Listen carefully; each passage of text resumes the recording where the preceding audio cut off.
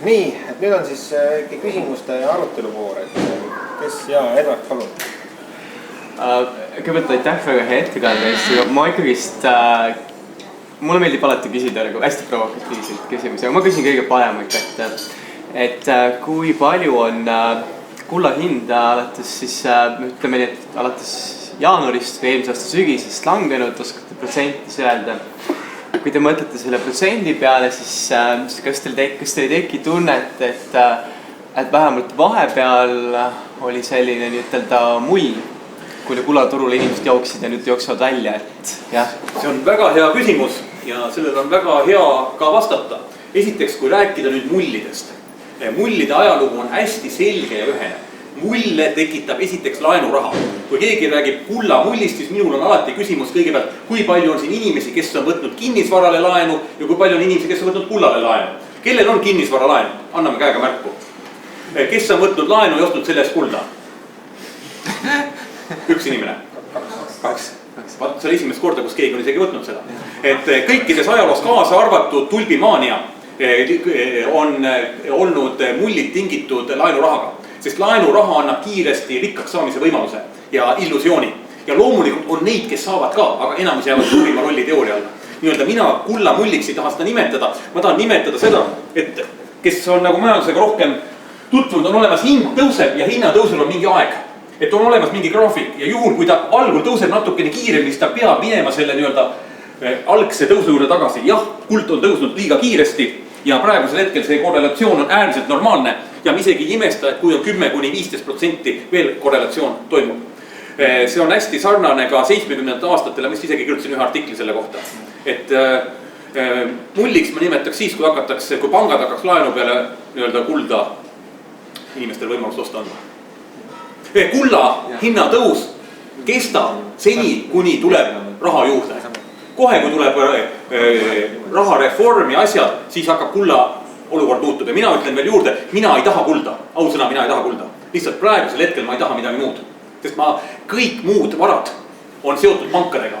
Kõik on finantsvarad, mitte ükski ei ole väljaspool pankasid. Ja ainukene, nimetame finantsvara, mis on väljaspool panka, on füüsiline kuld. Ja loomulikult ükski pankur mitte kunagi seda propageerima ei hakka. Viimased 11 aastat, muide, isegi möödunud aasta lõikes kuld tõusis. Ja ülemöödunud aasta tähendab 11 aastat on kuld aasta lõikes tõusnud ja me imestame ka see aasta tõusnud on. Ja nendest 11 aastast mitte üheski panga soovituses ei ole kirjas ostke kulda. Ja ka järgnevatel aastatel seda olema ei hakka. See on selline. Kaks järjestaks küsimus. Üks asi oli see, et mis meil siin Euroopas on, et kas Šveitsi frank on meil nagu kullapõhine või? Ei, Šveitsi frank on praegusel hetkel seotud euroga. Maailmas ei ole kullapõhist raha. Kui Eesti kroon tuli, siis oli isegi arutusel, Siim Kallas arutles selle üle, et Eesti kroon mitte siduda Saksa margaga, vaid kullaga. Saksa margaga sidus ta Eesti krooni sellepärast, et Saksa mark oli revalveerunud. Revalveerimine teeb kõik elanikud rikkamaks. Devalveerimine teeb vaesemaks. Nii-öelda see oli hästi õige seos. Muide, euroga liitumisel Sloveenia või Slovakkia, nemad devalveerisid. Eesti seda ei teinud. Nii-öelda Eesti kroon ühe sõnaga seoti Saksa margaga, sest Saksa mark oli peale teist maailmast ainult tugenenud. Aga oli kaalutlusel ka sidumine kullaga, aga IMF-il on kirjas oma nii-öelda rahasüsteemides punkt, et on keelatud riikidel siduda oma raha kullaga. Maailmas on olemas 2 riiki, kes tahtsid oma rahasüsteemi viia üle kullale ja otsustasid müüa ka naftat kulla eest. Üks on neist Liibüa, Gaddafi ja teine on Hussein, Iraak. Ja ma ei tahaks nüüd ütelda, need sõjad olid ainukesed põhjused, aga ikkagi Gaddafi väga konkreetselt läks ja vahetas juba dollarit enne kuu aega või 2 või palju see vahe oli, oma nii-öelda hukku ka füüsiliselt kulla vastu ümber. 2 suure veoautoga läks ja 2 veoautoga tuli, need olid umbes võrdselt kogusega. Nii-öelda on olemas riigid, kes on üritanud kulla standardile viia. Aga maailmas mitte ükski riik praegusel hetkel ei ole, et sellel on oma põhjus muidugi, loomulikult. Mina ütleks seda, et see riik, kes esimesena suudaks viia, saab enneolematu majandusliku eelise, sest raha ei devalveeru ja muidugi kui sõjaliselt ei valutata. Jah. Tahtsin küsida, et ütlesite, et tuuleenergia on nagu tõus, aga samas on ta ju täiesti dotatsioonidele püsib. Kuidas? Püsib dotatsioonidele. ma ei oska selle täpselt vastata.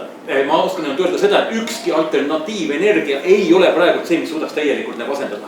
Lihtsalt tema see energiatõhusus on suur ja asjad, jah.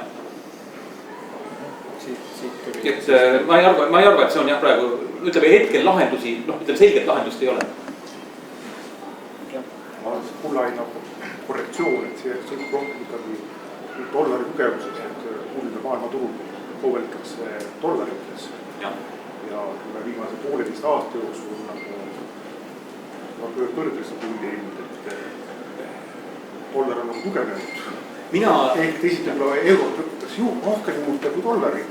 Kui eurot on suurem kui eurot dollarit võttak. Ja siis tekib selline mehhanism, et siin on huvitav olukord. Mul on graafik, Foreksi graafik on vaadanud ikka töötab kodus. Ja, väga hea. Et siin on nagu väga huvitav olukord, et nii-öelda eurot, dollarit ja jeeni kõike trükitakse juurde. Ja niisugused kavalamad on öelnud selle kohta niimoodi, et küsida, et milline neist esimesena kokku kukub on umbes sama, et surmavalt haigete palatis küsida, et kes nüüd esimesena ära sureb. Et mina ikkagi ütleks nii, et tähendab, et ka dollari suhtes on kuld tõusnud, et ma vaataks seda hetke, kus on nii-öelda läinud paberraha, ütleme selle raha trükkimine paigast ära ja ma seostaks selle graafikuga, et kui see kulla hind dollaris läheb natuke liiga palju ees ära paberrahale, siis ta tuleb sinna tagasi. Ma ei taha öelda, et kuld on vara, mis teeb lõputult tõuseb, kindlasti mitte. Kuld tõuseb sinnamaani, kuni paberraha juurde tuleb. Ja viimane 1,5 aastat, see on, kuna see tõus oli liiga kiire, siis on äärmiselt normaalne see langus siiapoole alla. Et kui vaadata pikaajalisi graafikut, siis ta tõuseb hästi ühtlaselt. Kui võtta nii, et kulla hind 1980 oli $850, mis oli dollarine tipp, siis sellest hetkest on dollar kaotanud oma ostujõust umbes, tal on järg ostujõust umbes 25%. Ehk teiste sõnadega, praegusel hetkel peaks kulla hind olema kuskil $3000 unts, et seda sama hinda kätte saada. Ta sinna ei ole veel jõudnud. Nii et siin on neid tõusuruume väga palju. Mina ise arvan, et mingil hetkel tuleb siin mull ka ja tuleb ka paanika. Ja tuleb ka see hetk, kus inimesed mõtlevad, et saavad kullaga rikkaks ja hakkavad ostma. Ja esimesed saavadki. Aga ma seda kindlasti ei tahaks. Aga nüüd need riigid, kes rajavad uuesti kullapõhist valutat siin Birkusele, Brasiilia, India, Venemaa. Kui see nüüd tuleb, mul on hästi hea meel selle üle.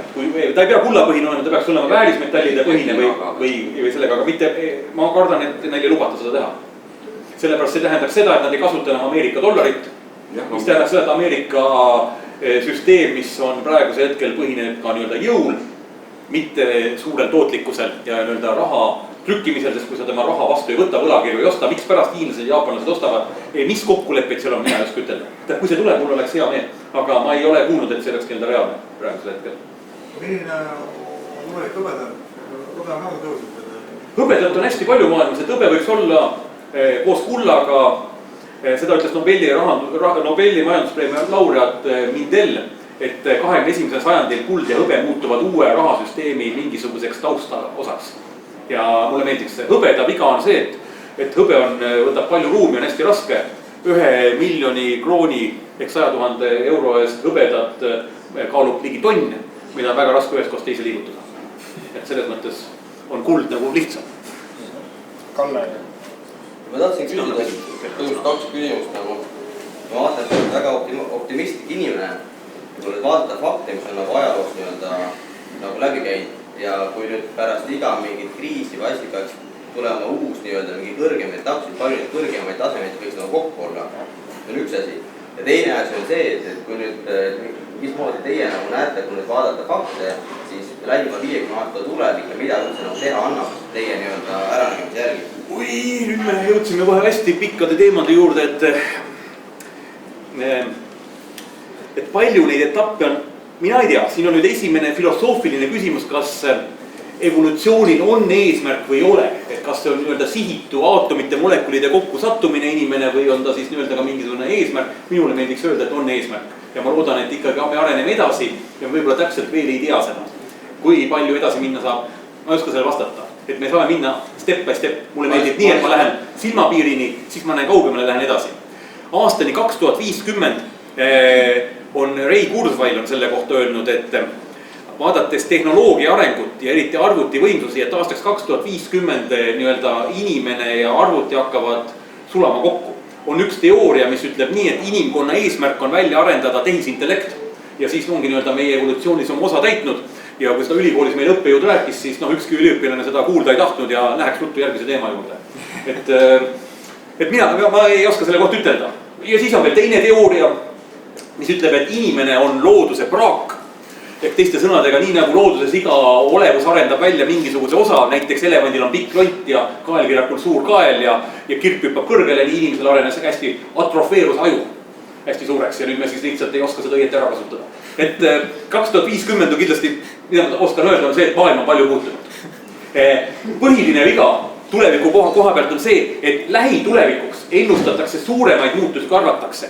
Kui lennundus hakkas arenema, siis oli juba meil kõigil oma aastaks 1990 kõigil oma isiklikud lennumasinad ja asjad ja nii edasi. Kui ma siin 1970 ajakirja Horisont lugesin, neid ei tulnud, aga tuli hoopis teine asi. Et praegu ennustatakse võib-olla arvutitehnoloogiast, biotehnoloogiast muutusi ette, mida ei pruugi tulla, aga tulevad mingid muutused, mida me praegu ei tea. Et jah, laiutan käsi. Nii, kas veel on kellelgi siin? Jah, palun. Kaua te arvate, et see kuld siis veel langeb praegu? Millal peaks ostma? Hea küsimus. Esiteks, alati tuleb osta sellel hetkel, kui tundub, et on õige hetk osta. Kui sa lükkad edasi ja ostmist ja müümist, pärast on sul peavalu ja süüdistad ennast, et tegelikult õiget hetke sa kunagi ei taha. Kui on plaan osta, siis mina ütleks, et osta homme. Mina ostan alati kohe, kui vaba raha, mina pean enda oma lisaks sinna. See on nagu esiteks. Teiseks, kulla langus kaua kestab. Viimane langus, millest oli tingitud? Müüdi 400 tonni kulda. Seda ei müünud Küpros, seda ei müünud fondid, keegi ei läinud oma kuldakoormaga müüma. Seda müüdi öösel kell 3, kui turg oli kõige õhem. Kui keegi müüb midagi, siis on eesmärk alati saada maksimaalselt raha. Kui see kulda müüd, on loogiline. Aga müüdi selleks, et võimalikult vähe raha saada ja hinda võimalikult palju alla nihutada. See oli hästi selgelt ise võimenduva trendi tekitamine, manipulatsioon ja tõenäoliselt oli see kas Goldman Sachs pank, siin on ka teisi hüpoteese, et võis ka olla Ameerika keskpank, et selle eesmärgiks oli müüa kulda allapoole. Kui kuld läheb allapoole, ma ei tea, kes finantsmaailmaga teavad, et on olemas orderid, need, kes on mänginud kulla tõusule rahaga, mida tal olemas pole, siis nad on sunnitud kas raha juurde panema või müüma oma kulla ära. Ehk tekib täiendavad müügid. Ehk seal tekitati täiendavad müügid, eriti öössel, kus kedagi polnud ka kohal, kes oleks saanud oma orderid maha võtta, toimus hästi suur varade ümberjagamine maailmas. Sellel ei olnud tegemist füüsilise kullaga midagi. Füüsiline kuld teatavates kaubagruppides peale seda sai maailmas, ta ei saanud otsa, aga ühe nädala pealt läks tarneaeg näiteks 3 peale ja 4 peale. Austraalias Bert Mint töötab 3 vahetust päevas ja 7 päeva nädalas 24 tundi. Ja trükib asebova neid kuldmünte. Kuld ei ole maailmast otsa saanud, füüsilist kulda on saada. Aga virtuaalkulda on maailmas 100 korda rohkem. Ja kulla hinda mõjutab praegu virtuaalkulla ost ja müük. Ja mingil hetkel läheb virtuaalkulla ja päris kulla hind minu hinnangul lahku. Ehk kulla kättesaamine hakkab maksma 1%, 5%, 10% ja nii edasi. Seda veel hetkel toimunud ei ole. Mina soovitan ära osta ja mitte panka. Aga kumb on nagu meie hinnangul siis paremas seisus kuld või hõbe hetke hinnangul? Hõbedal võib olla isegi seal suuremaid tõusuruume küll. Samas on ka kukkumine, ütleme, siin on hõbedal omad plussid, aga kullal omad plussid. See on niisugune ema ja tütre küsimus, et mõlemad on kenad. Väga hea, Edvard, palun. Ja siis jätkates veel siis igapäevaste investeerimissoovituste lainel see on väga populaarsed siin seltskonnas, et hetkel on Tallinnas selline väga huvitav olukord, et üüriturul on kinnisvara hinnad kuumaksed kõrgemad kui ostuturul. Selles mõttes, et minu sugulane maksis, kui ta üüris korterit, maksis rohkem, kui ta maksab hetkel laenumaksed tagasi igakuiselt. See korter on ka tegelikult natuke parem. Üürimakse on suurem kui laenumakse? Üürimakse on suurem kui laenumakse.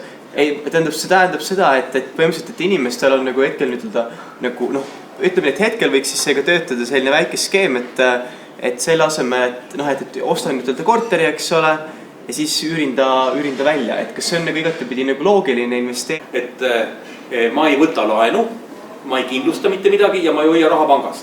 Sellepärast kõigi 3 asjaga ma teenin kellelegi teisele raha. et juhul, kui te võtate laenu, millest ei kirjutata, laenu puhul sa maksad pangale protsenti. Ja seda protsenti saab pank uuesti välja laenata ja veel täiendavat protsenti teenida. Ehk teiste sõnadega mõistlik on raha endale jätta, see panna teenima ja teenitud raha panna uuesti teenima. Et see ring, mis toodab panka, teenindada ise ennast. On võimalik, et teatavatel hetkedel see skeem jääb plussi, on võimalik, et ei jää. Kinnisvaraga on ju kõik need lood, ütleme, kinnisvara ostmine on väga hea. Aga kui sa ostsid kinnisvara Famagustat, teate mis linn oli? See oli Küprosel kõige kaunimate randadega linn, kus oli ei saanud kinnisvara kunagi langeda. Praegu pole seal ühtegi elanikku, seda võib vaadata nende toredate kiikritega sealt Küprose ühel poolelt. Nii et sükseid olukordi on ka varemalt. Nii et skeemid võivad minna täkkesse, võivad mitte minna. Minule meeldib see, et mitte teha äri. Ütleme, äri koha pealt on reegel väga lihtne. Kui raha ei ole, siis äri teha ei saa. Ongi kõik. Andrus ja siis Raivo. Jälle küsimus edasi, et kuidagi läheb sama temaatiliselt nagu eelmise küsida. Et kujutame ette, et nüüd tõesti tuleb see kriis peale. Mina ei kujuta ette, kui poodium selle kullaga nagu lähen, et tõenäoliselt keegi midagi kaupleb kuskil ja nii edasi, aga ütleme, et kas sellisel puhul ei ole ju mõistlikum esmatarbekaubad. Et kus on see piir, et kus nagu mõistus lõpeb ja kus nagu praktilisus nagu hakkab? Ma arvan, et kui internetis vaadata, on hästi palju selliseid artikleid, kus on kirjas, mis asjad esimesena ära lõpevad. Esimesena lõpevad ära mingid energiageneraatorid ja sellised asjad. Loomulikult on nendeks valmistumine nagu mõistlik. Et siin oleneb ka summadest asjadest, et esmatarbekaubad on kindlasti vajalik, aga kui nad nagu olemas on, et siis on nagu, ma arvan, et kulla vastu on võimalik saada esmatarbekaupa. Kas keegi seda kulda ikka tahab? Ei tea. Süüa ei saa. Ma arvan, et ennem kui minu Swedbanka trükitud panga väljavõtet, kus on kirjas nullid. Ma arvan, et see on ikka pigem lihtsalt jah, et kui vaadata nagu ajalugu, siis ikkagi 2000 aastat on kuld nagu säilinud. Et näete, ma ei tea, neid saab veel 50 rublaseid üle, et kullaga saab praegu arveldada. Et ma ise loodan tegelikult seda, et isegi kui lastel läheb keeruliseks, siis lapselapsed saavad jälle. Et ütleme, nende Vene tsaari rubladega saab ikka jälle praegu osta, paberrublaga ei saa osta. Nii et. Raivo, ei tea. Kas te rääkida selles, et mis nimi on, ma ei tea? Edvard rääkida, et võtta nüüd korter ja pangaga laenu peale ülida välja, see asi on ilus sinnamaani, kui tuleb järgmine raha. See raha tuleb, tirib seda nii põkke, et sa kiirustad rahastust pärast nii ja või. Kui sul on üürnik ei hakka, siis panga laen küsib, et pank küsib raha edasi, et seda vees edasi. Ma ütleks selle kohta lihtsalt vahele, et praegune laenumajandus on, selle kohta on öeldud, et see on nüüdisaegne orjapidamine, kus inimesed teevad tööd ja annavad oma vara ära kellegi teisele. Et inimesel on ettekujutus, et ta võtab 30 aastaks laenu ja saab oma korteri ja maja endale. Aga ma arvan, et need, kes 30 aastaks on võtnud, need kindlasti ei saa. Võibolla tõesti mõne 5 aasta oma, kellel on laenud ära makstud. Et see on praegune süsteem, mismoodi tegelikult sinu vara, sinu töö läheb pangale. Kui me vaatame panka, siis pangas ei looda reaalset väärtust. Mitte ühegi sendi eest. Ja samas pankurite autod, majad, asjad on kõige suuremad ja võimsamad. Mis tähendab seda, et toimub väga peen rikkuse ümberjagamise mehhanism. Et rikkus tekib ikkagi tööga. Ja see töö läheb praegusel hetkel pangale. Maailma, Ameerikas oli kuni 40% rikkusest tootis pank enne seda kriisi, mis on täiesti absurdne, mis tegelikult on jätkusuutmatu. Nii et see on minu isiklik, mina püüan mitte anda raha pankadele ja mina ei võta laenu. Olev ja siis... Mul on selline küsimus, et mulle tundub, et inimesed, kes lahkuvad, ütleme Eestist, nad liiguvad sinna, kus on rohkem raha. Olgu siis Soomes ja Rootsi ja muud riigid. Et mida teha, et Eestisse tuleks rohkem raha, et Eestist inimesed ei lahkuks? Kui mu nagu küsimuse alus on õige.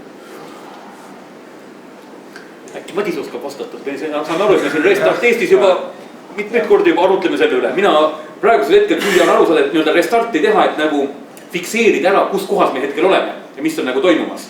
Mida nagu teha? Nii kaua, kui sa mõtled, mis ma võiks öelda, et esimene ikkagi aidata inimesed, et iseseisvaks võimalikult, et inimesed toimivad, et on kaetud. Teiseks tuleb luua niivõrd hea keskkond.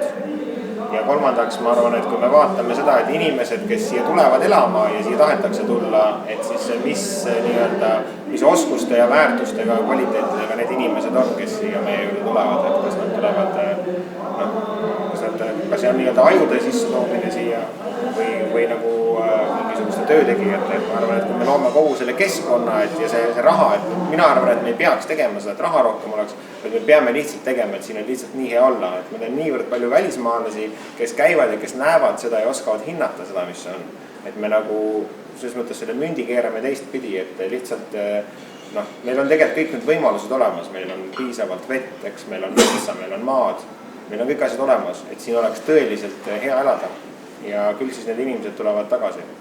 Vähemalt need inimesed, kes väärtustavad seda ja saavad siis 3 juured alla. Mina ütleks hästi lühidalt, et on vaja eelkõige hariduse andmine ja ütleme ka kooliprogrammide või inimese teadlikkuse tõstmine, mis mind ennast nagu ütleme kooliprogrammides üllatab, et näiteks me peame seal õppima mingeid asju pähe ja meelde jätma, aga meil isegi ei tehta niisugust asja nagu õpetada mälutehnikat, kuidas asju meelde jätta. Et võib ka niisugune üks lihtne tund olla, et sealt saaks palju asju parandada. Aga Lauri? Kõigepealt kommenteeriks seda eelmist küsimust, et mis peaks tegema ja tegelikult ma tahtsin haakida ennast sappa Arvo selle, mida sina ütlesid, et nii nagu inimese rumalusel ei ole piir, eks ole, inimese ahnusel ei ole piir, et ega inimesed jooksevad välja poole Eestit, siis ütleme nii, et eks nad on natukene silmaklapidega, et see, mis igal pool hiilgab, selle järgi joostakse, teadvustamata endale, mis selle järgmised sammud võiks olla. Aga kui me rääkisime ennist sellest, et pankade, ütleme siis sellist jõupositsiooni praegu murda ilmselt on võrdmisi keeruline, kas siis mitte ei oleks üks alternatiiv hoopis pankadesse investeerida, et raha mitte neile anda, küll aga kõlab nüüd küll väga kahepalgeliselt ja kellegi teise arvelt rikastuda, aga kui pangad nii ehk naa raha teenivad, äkki peaks hoopis panka investeerima?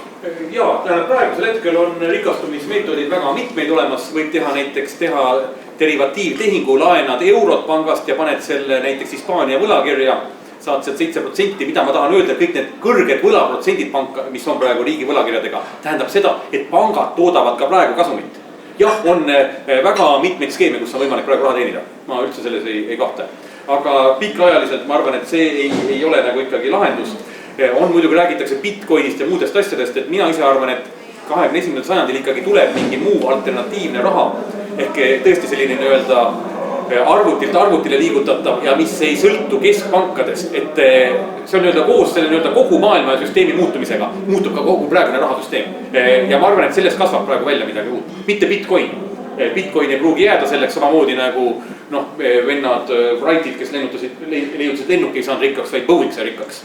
Ja nagu Alta Vista ei ole see, mida järgi me otsime praegu, vaid Google'iga võite Alta Vista veel üles leida. Nii et see, kes midagi teeb, enamasti oma ala peal rikkaks ei saa. Nii et Bitcoin ei ole see, mis läbi lööb, aga sellel platvormil põhineb midagi tulevikku. Sana Raivo ja kellelgi oli veel seda? Ma räägin kõigepealt selle, kui investeerida, siis investeeri enda panka, Tartu hoiuüstlasse näiteks, aga muuda panka investeeri. Küsimus ka, et palju te arvate kaardimaksega 2,5% igast tehingust ja raha panka 40 tehingut, 100% raha kasumit, palju see mõjutab selle ühiskonna vaesemist ja pankade rikastamist? See on pankadele suurepärane äri. Pangad on hästi kavalad seal.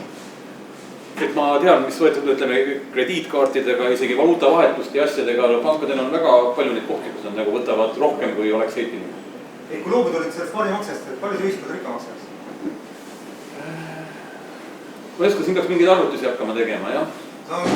Minu arust on üks suur auk, kus raha loobub. Lihtsalt, kas te seda arvu olete kuulnud, et on tehtud arvutusi kaupade puhul, kuna seda kogu tootmisahela puhul alates kaevandusest kuni transpordini välja, et kui ei oleks laenurahal põhinevat ühiskonda, siis kõik kaubad võiksid olla umbes 40% odavamad. Et umbes 40% kauba hinnast läheb läbi kogu selle lüli pangale.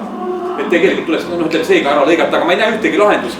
Minu loogika ütleb ja kaose teooria ütleb seda, et iga süsteem peab jõudma oma loomuliku lõpuni. Ta peab lihtsalt ise läbima, jõudma lõpuni ära, siis tuleb suur segaduse aeg ja mis sellele järgneb, siis läheb loota kõige paremat ja anda enda kõige parem panus. Roland ja siis Kalle.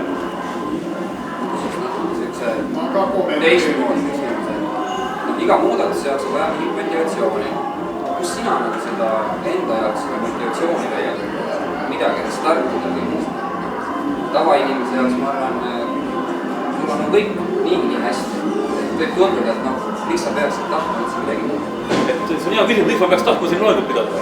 Jah, täpselt see ka, et sa raiskad isiklikku aega, sa võiksid teha midagi täitsa enda jaoks. midagi fun'i. Ja ei, vaata siin on see, et kui ma nii palju lugen, siis ma saan aru, et ma hakkan manduma, võib juhtuda. Ja loengu pidamine on väga lihtsal põhjusel, kui sa tahad endale midagi selgeks saada, siis pea antud teemal teistele loengu. Muide, ega loengu pidamine minul on lihtne. Loengu pidaja ei pea kuulaja peab mõtlema. Minul on lihtne, mina räägin muidugi selles piikolis, ma teen natuke mõtlema. Aga motivatsiooniga on tõsiseid asju, et ega see küsimus on olemas mul, jah. Ja see on päris raske küsimus. Ma tahtsin küsida, millal see inflatsioon või siis see kaos teie teooria järgi nagu siis ebameeldivalt häirivaks hakkab muutuma, et nagu, et raske on juba maailmas toimuda, et ta on väga ebameeldiv see üperinflatsioon ja see kaos. Tähendab, üperinflatsiooniga ei ole, aga 2015-2016 on kõigil selge, et midagi on veel jamaks. 2016 veel? Ja ei, ma arvan, et nad suudavad, küsimus, siin on need poliitilisest otsustest, nagu ma ütlesin, võib intress all hoida, sihukest nagu püssirohtu midagi nagu teha, on neil veel piisavalt. Maailmas on üks tee on veel, et praegune tootmine, mis on Hiinas, kes hakkab varsti rikkaks saama, viia Aafrikasse veel sodatööjõud ja et siin on mingeid asju. Mina olen aru saanud, miks USA pole kokku, kas me tamme juba dollari kõik on kokku. Jaa. Me küpime 15 aastat, kuskil niimoodi tagasi, 15 aastat tagasi. Et siin on küsimus selles, et kas see kokkukukkumine toimub sisinaga või pauguga. Et kas pall lendab tühjaks sisinaga või pauguga. Seda me ei suuda nagu ennustada praegusel hetkel. Millega nad seda üle hoiavad siis? Teiste riikide, teised riigid ostavad dollari, kasutavad dollarit, see hoiab üleval praegusel hetkel. See on põhiline asi. Iva. Kõigepealt ma tänan väga huvitava loengu eest. Ma ei ole ainult ühe määratlusega nagu hinnanguga Aristotelesele. Aristoteles on öelnud ühe metafüüsikas ühe olulise mõtte raha kohta. Sest teatavasti oli Aristoteles esimene, kes pani tähele raha ja inimloomuse seost. Et kui te tahate, et inimesed oleksid õnnetud, siis pange nad elama nendesse ajastutesse, kus pidevalt raha vahetatakse. See on üks tema algupärane mõte, mis alati kehtib rahva vaeseks tegemise puhul, et toimuvad mingid rahavahetusperioodid. Teine, kuulates nüüd seda küllaltki sugestiivset laengut, tuleb mul taas meelde, et me peame kohustuslikuks tegema Karl Marxi Kapitali lugemise inimestele, et inimestel tekiks arusaam, mis asi on reaalväärtus.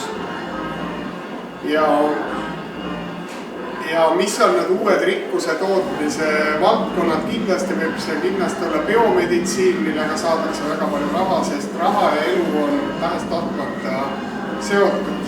Hiljaaegu ma lugesin ligi 1000 lehte väga mõjuka saksa sotsioloogi Georg Simmeli teost rahast, millest väga palju räägitakse, aga nagu ikkagi kui klassikutes räägitakse, siis enamasti ei teata, mida räägitakse, sest enamasti ei olda kursis, mida nad tegelikult kirjutasid. Simmel oli selles mõttes väga mitmekülgne mees, et kõigepealt oli ta juut ja juutidel on alati eriline suhe raha. Aga teiseks oli ta ka sotsioloog ja filosoof. Ja filosoofina ta eelkõige uurib Kanti käsitlust rahast.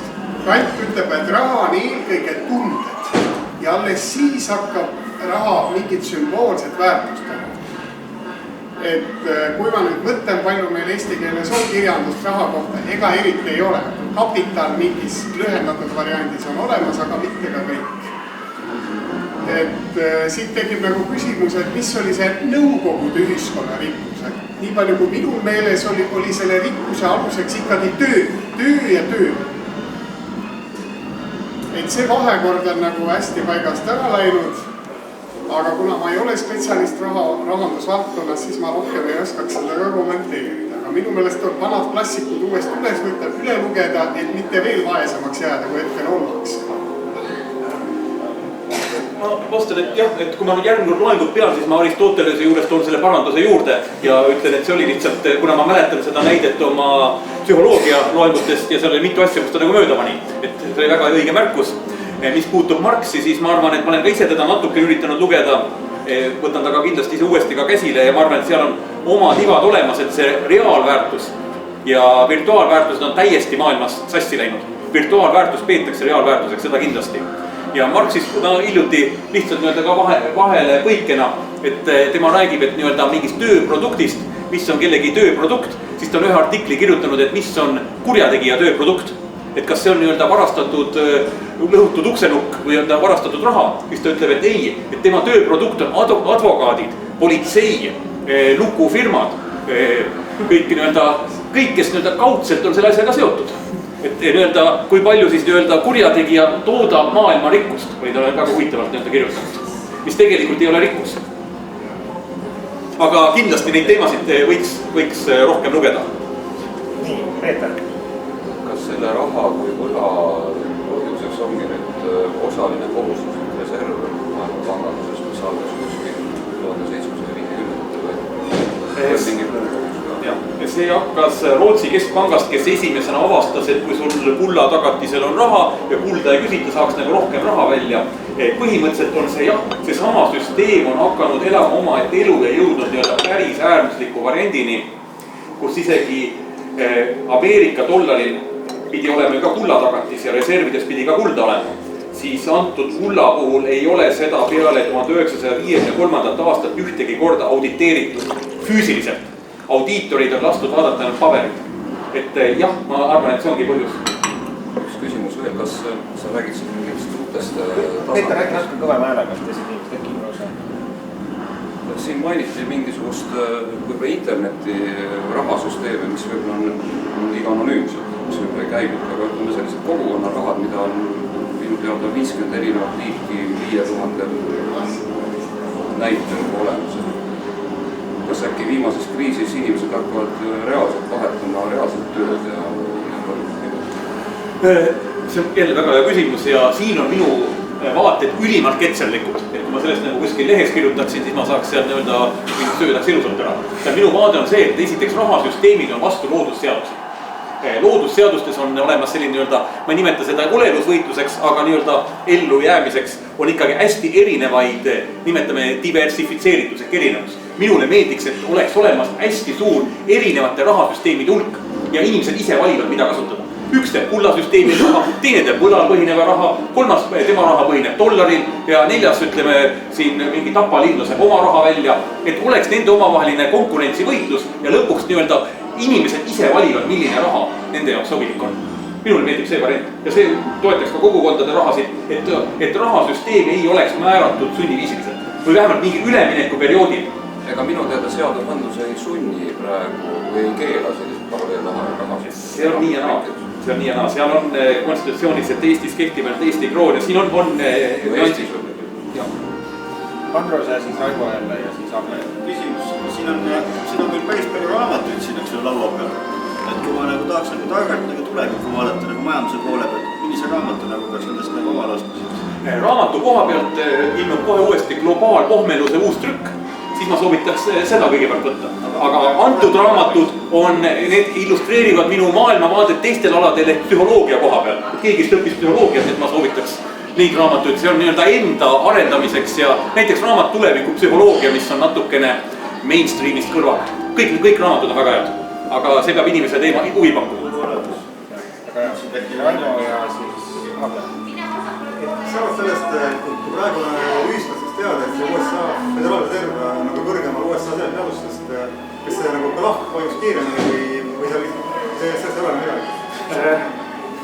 Ameerikas minu arust see tööstur Ford ütles 1932 või midagi, et kui Ameerikas inimesed teaksid, millel põhineb rahasüsteem, siis revolutsioon oleks hakanud juba enne hommikut. Et teatavasti Föderaalreserv loodi vist 1913 ja see on siis nii-öelda põhine, tema omanikud on pangad, mis põhinevad erakapitalil, et kui Eesti Pank kuuluks Swedbanka omanikele ja aktsionäridele, siis see oleks väga kummaline. Aga sellest isegi majanduskoolitustel ja ülikoolis eriti ei räägita ja ma arvan, et enamus inimesi tunne antud teema vastu huvi. Aga mille mingil hetkel jah, kriitiline piir nagu ületatakse, jah. Nüüd on aktiviseerunud ka mõned insiderid, kes paljastavad. Aga nii-öelda massidesse need teemad ei ole nagu jõudnud ja nii-öelda minu mõtteavaldused on ikkagi niisuguse friigi omad ja jäävad niisuguseks kummaliseks enamus inimestele. Ja ma pean seda hästi normaalseks. Oleme rääkinud siin mitmel moel sellest, et rahasüsteemid on seaduse vastane ja just me peaks nagu lõpetama. Kas siis siin või paukuva? Et kui me räägime nüüd sellest, siis pärast mis on see kõige huvitavam osa. Et siin on küsimus psühholoogia valdkonnast, et alati peale pauku teadvust, väärtused ja enam ei tee seda raha. Selles süsteemis sees ja midagi ühe või teisel moel siis keegi on see juhul, kui liiga siis pärast mingisugused väärtused pärast minu prognoos on see, et ütleme, et inimeste eetiline ja vaimne tasand tõuseb. Et seda igaüks saab seda mõelda mida iganes, aga mul on eraldi mõnikord loengud inimese psüühilisest arengust. Ja need, ütleme, inimesed arenevad ka teadvust staadiumit pidi. Et kui võtta nii, siis üldine areng on nii, et inimese areng läheb egokestvuse vähenemise suunas, mille kohta on Goldbergi psühholoogias teooria. Et kui võtta niimoodi, et alates väikest lapsest, siis imikule või väiksel lapsel on ainult tema maailm. Kui me jõuame kooli, näiteks 1.–2. klass, siis eksisteerib minu klass A-kad, aga teised on B-kad. Järgmine areng on see, et võib-olla meie kool, meie oleme Kusti kool, aga teie olete Realikas. Jälle vastandamine. Järgmine tasand edasi, et me samastame ennast oma linnaga. Meie oleme tartlased või tallinlased, nemad on tartlased. Järgmine tasand, et me samastame ennast Eestiga. Et siin oli ka juttu, et mida teha Eestiga. Järgmine tasand on, et me samastame ennast inimkorra. Ja siis ütleme, Goldbergi järgi veel kõrgemad tasandid on, me ei samasta ennast mitte inimkonnaga, vaid me samastame ka ennast loodusega ja tunnetame vastutust ka looduse eest. Ja sellest ütleme nii-öelda elukeskmaja või öelda kõige kõrgemad staadiumid, kus inimene võiks samastada ennast kogu universumiga. Et kuidas see nagu täpselt käib, et Ken Vilber on sellest hästi palju rääkinud. Siis justkui me võiksime siis raha seda uuesti nii, et spiraali küll järgmise lastme, aga loodust ei. Raha jumal ei kao ära. Raha kaob ära, jumal jääb alles. Seda on näidanud ajalus. Ma arvan seda, et öeldakse, et areng on inimese areng on individuaalne, allakäik on kollektiivne. Et me peame iseennast arendama, ega siin muud teha ei ole. Et teatavasti nii Euroopa kui Põhja-Ameerika tegelikult elanikkond üha kiiremini vananeb, et küsimus ongi tegelikult efektiivsuse või jätkusuutlikkuse kohta, et pensionisüsteemist ei maksa täna ilmselt rääkidagi, räägite ka rahakriisist, finantskriisist, et kus kohas see efektiivsus üldse tulema peaks hakkama ühel hetkel, kui tõesti neid inimesi, kes siis eelnevaid põlvkondi üleval hoiavad, ka neid jääb ju tegelikult järjest vähemaks. Ei tulegi. Lähenemegi bifurkatsiooni 8 jagunemise punktile, jah, lähenemegi sellele ja kaosele ja segadusele ja lähenemegi sellele. Loodame, et väga suurt sõda sellel ajal ei toimu ja nii edasi. Manurite sõda. No seal toimuvad tavaliselt rahvastiku kasvuperioodi ja kahanemised. No nii, kas hakkame kokku tõmbama? See jääb teile kõigile mälestuseks. Kes ei saanud raha, võite võtta veel laua peal veel. Aga kuldrahasid ma teile ei anna. Neid on mul ka. Kas keegi sooviks veel praegu midagi öelda? Mul tuleb üks seos meelde. Miks ei olnud pankuri roll keskajal väärtustatud ja miks sellega hakkasid juudid tegema? Et kui ajaloo filosoofia loengus küsida küsimus selle kohta, siis ega vastuseid ei tule. Väga lihtne. Keskajal said inimesed aru, aeg kuulus Jumalale. Järelikult ei saa inimene teenida selle ühiku pealt, mis kuulub Jumalale. Ja tegelikult aeg, vabadus ja raha on nagu sõlteliselt alati koos. Et 18. sajandil tekib inimestel arusaam, et raha toodab ka mingit vabadust, ennem seda ei olnud, sest romantikud avastasid inimese sisemaailma, aga põhimõtteliselt see on ajafaktoriga seotud. Kui te pangast laenate, siis on küsimus teie ajast. Sellest sai keskaja teoreetikud aru, tänapäeva inimesed ei saa. Aga räägivad, et kooliharidus tõuseb ja ta on aina haridus. Mõtlen, maailma ajaloos on 2 katset tehtud.